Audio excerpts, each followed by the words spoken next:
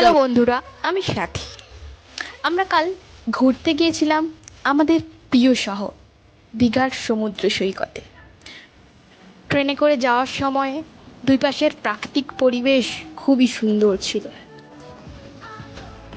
যেতে যেতে পেরোলাম হলদি নদী, তারপর দেখলাম জলাশয়ে অনেক পদ্ম ফুল ফুটে থাকা সেই দৃশ্যটা খুবই মনোরম।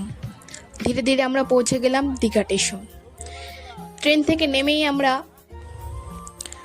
চলে গেলাম প্রভু জগন্নাথ মন্দির দর্শন করতে। মন্দিরে ঢোকার সাথে সাথে একটা আলাদাই শান্তি, ভক্তির পরিবেশ চারিদিকে,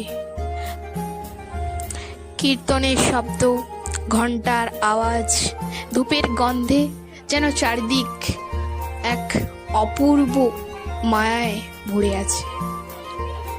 তারপর আমরা ধীরে ধীরে মন্দিরের ভিতর প্রবেশ করলাম।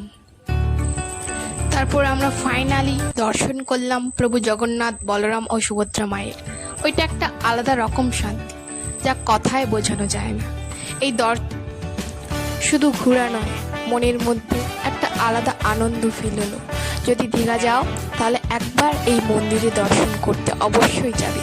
মনটা অনেক হালকা হয়ে যাবে, মনের সমস্ত অশান্তি, কষ্ট দূর হয়ে যাবে। রাধে রাধে।